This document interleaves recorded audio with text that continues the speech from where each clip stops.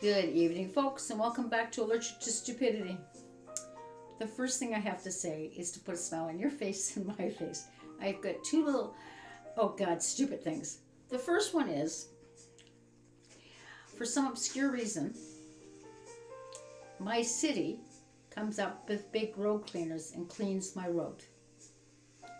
What a waste of my taxpayers' money. Literally, they just come along with a big brush and they brush all the gravel back into the ditch line. I live in the country, folks.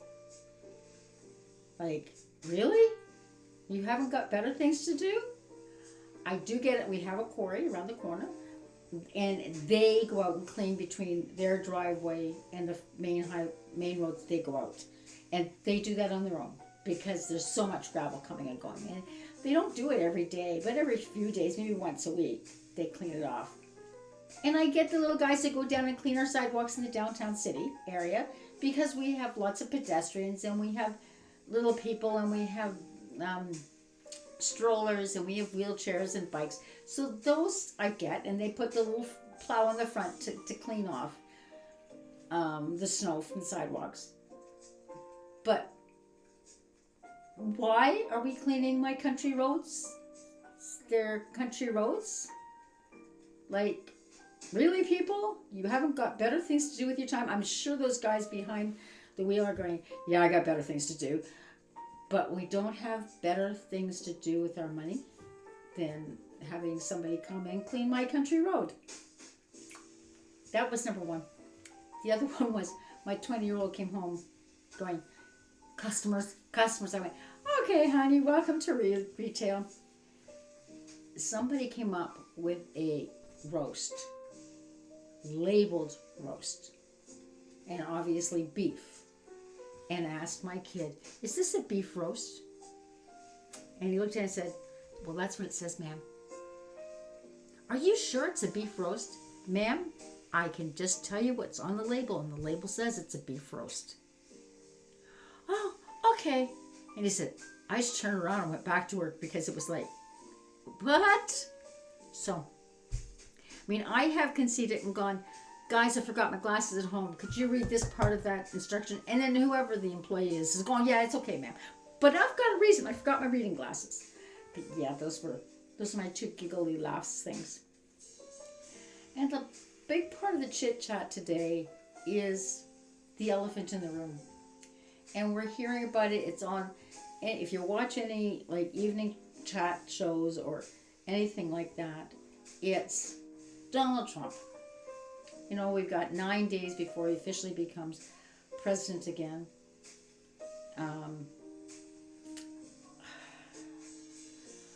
I hate saying people are special because usually it's a derogatory thingy, but he's special. I mean, he went to Jimmy Carter's funeral. I had to laugh because if any of you were watching the attack on the Capitol in 2021, on the January 6th attack, they literally had nooses out and they were calling for Mike Pence. They wanted him out so they could hang him because he was going to do the right thing and verify that Joe Biden won. But Trump wanted him to deny that and say that he won because he does technically have the power, but it's all ceremonial. And he even said it while it was happening.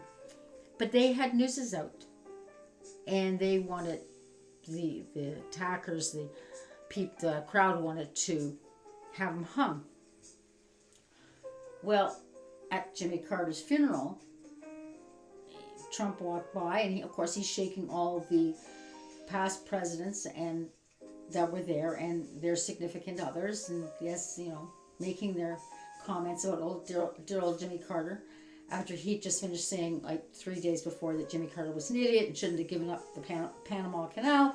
So much for him knowing about his own country's history, etc., etc. But he got to Mike Pence. Mike Pence stood up, shook his hand, but Mike Pence's wife that was sitting right beside him refused to look at Donald Trump, refused to stand up for Donald Trump, and refused to shake his hand. Like, if silence could kill, he'd be dead. Because she knows darn well that because of his actions, her husband life was in danger. A Secret Service literally scurried Mike Pence down in security because they knew what was going on out front. They wanted him off the grounds, and Mike Pence went, no, I'm not leaving, because then he wins. Those people win. So they scurried him into a safe spot to protect him. So she refused to even look at him because of his actions. Her husband was in danger. And she says, priceless. And then he refused to shake Biden's hand. And at the end, that's when he went to leave. All of Jimmy Carter's family went down the aisle following the casket, and then everybody went up towards the sanctuary, which is where the cross is, for those who don't know, and hung a left. Well, Trump and Melania came up, shook Barack Obama's hand, somebody else's hand, and George Bush and his wife Laura just turned their back and was talking to somebody else. Like, very subliminal, but you know, very subtle. But anybody watching got the message. So this is the kind of person who's about to lead one of the largest economies in the world and one of the largest militaries in the world, that his own people don't want to have anything to do with him. And then, oh, by the way, then he didn't follow the way they were all supposed to leave. He turned around and went out a completely different door and didn't follow protocol. It's like, this is the man who's going to follow it. And this is the man who is threatening to annex Canada. And everybody can sit here and say, oh yeah, he's just bluffing, he's just yelling and screaming, and he's just doing what his buffoony crap. But he's got Elon Musk on his, telling him how to do things. He's got the white nationalists, Christian nationalists, telling him how to do things. And he's going to say whatever he has to say to keep his base happy, because he wants everybody to think he's wonderful. So he puts a 25% tariff on us. And he's already said he's not taking it off until Mexico and Canada sufficiently prove to his administration that they've stopped the flow of illegal immigrants into the United States and fentanyl into the United States. Well, why is he saying that? Because that's what his base wants to hear. But that means he can sit there and say, well, you haven't done enough, and leave that 25% tariff on for as long as he wants. And so who's that going to hurt? Well, A, it's going to hurt the Americans, but it's also going to hurt us. So my concern that's been bubbling in the back of my brain for the last 3 weeks is that, how much is that going to hurt us the individual, you, me, right? I already, when I'm buying fruit and veggies, I buy Canadian, and I have for years. It's like, there are times that I just made a fruit salad, so I picked up blackberries from Peru and like that kind of thing. But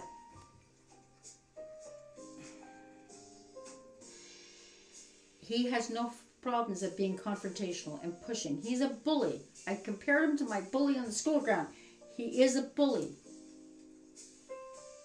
But he's not a little person bully that I can help them to understand why it's wrong. He's just going to keep pushing and pushing until he gets it his way. And if he doesn't get his way, he's just going to keep pushing. So how many tariffs can he put on? How hard can he make our lives?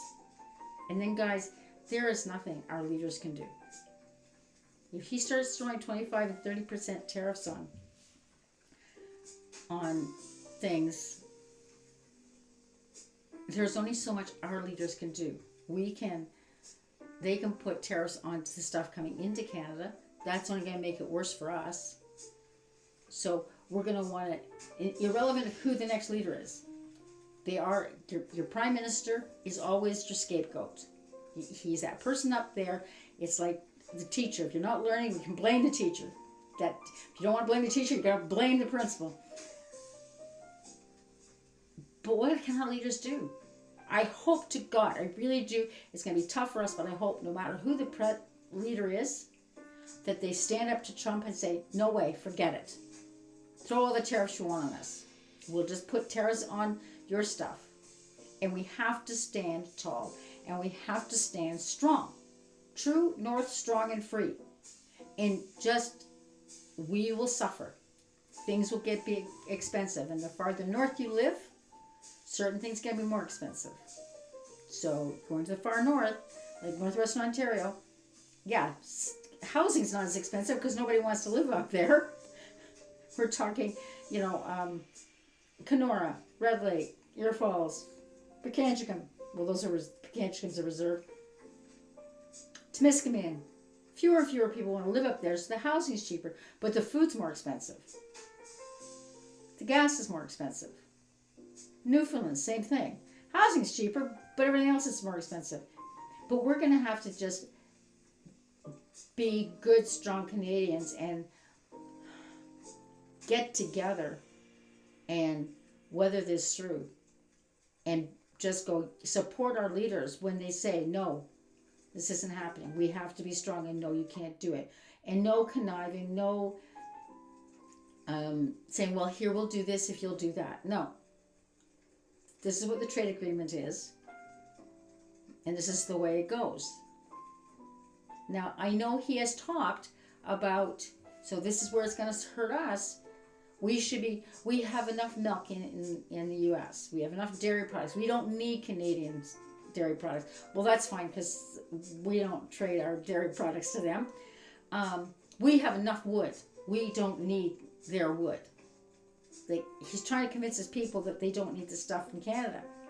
Well, the problem is crude oil out of Alberta is a certain kind of crude oil that they need for the refineries that they don't make. It's not in the grounds in the U.S. It's a thicker, a heavier crude oil than their crude oil. So they need our crude oil. So I don't know. I just know for you and I, the next 4 years are going to be tough, really tough. And let's just hope and pray that our leaders can stay strong and say no to him. Whether it's a new Liberal leader or Pierre Poilievre or whatever. And our provincial leaders all stand shoulder to shoulder against him. Doug Ford, as much as I don't like the man, he is pretty if he's made up his mind. Right? So, example, 413 highway, he was made up his mind that this is what's going to happen.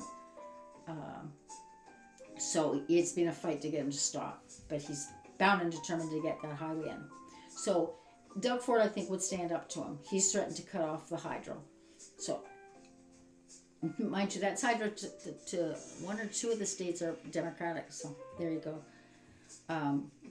But, there we go. So, anyways, that's my little chit chat and my concerns these days. On an upbeat, I was watching something earlier. I don't know if you remember, but the first rant I ever put on, which made me go, I've got to do this because this is that Doug Ford had decided that a really smart idea would be to put tunnels underneath the major highway, the 401 that goes from Windsor to Quebec. So it goes from the southwestern corner up to the southeastern corner of Ontario. And we'll just put a tunnel under the Toronto section, right? I think it ends up being 55 kilometers. So the eastbound will go under the tunnels and the westbound will go on top. With everybody down here going, what planet are you on? Well, part of the reason for the congestion is because the 407 is a toll highway, which would shorten things. Big truckers, their companies can't afford it. So they have to take, they're told bluntly, do not take the 407. He's now contemplating, because that's not happening, but it's on the table and we're thinking about buying back the 407 and making it not a toll highway. And that would allow, it's already a used highway, but the truckers would tend to use it because it's a shorter version, a shorter, more direct route. So that's one thing. He's actually been listening to people, because one of the options people have been giving for this congestion down here was if the government paid the toll for the truckers, because the truckers aren't taking it because of the toll. So if they paid if they paid the toll for the truckers, more truckers would take it, and that would spread it out. Wouldn't increase any more highways. But anybody who studied geography and transportation geography knows if you build a road, people will fill it out. So everybody go, oh good, we have another highway, so more people will take it. It'll get congested again. So we just need to come up with public transportation and more trains and more GO trains so that people will stay off the highways, period.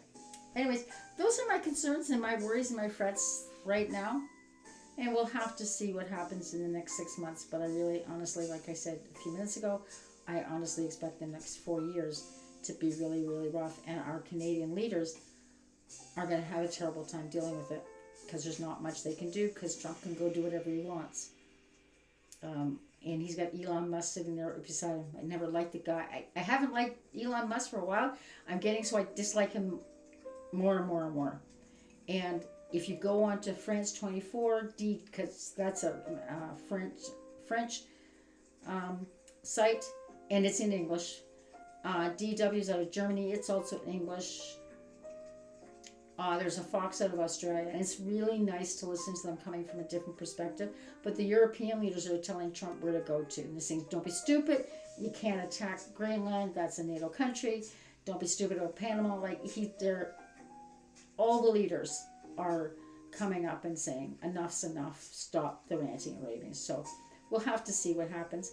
And mine is, you don't want to trade with us, Trump? We'll go trade with somebody else. There's other people in this world who want the products Canada has to offer. It's just going to be tough on us Canadians. So, stiff upper lip, good old British stiff upper lip, which only simply means that we look at it and go, okay, that's crappy, this is what's happening. Let's get on, let's fix it, and do whatever we can in a lousy situation. That's all a stiff upper lip means. Take care, guys. We'll see you next time.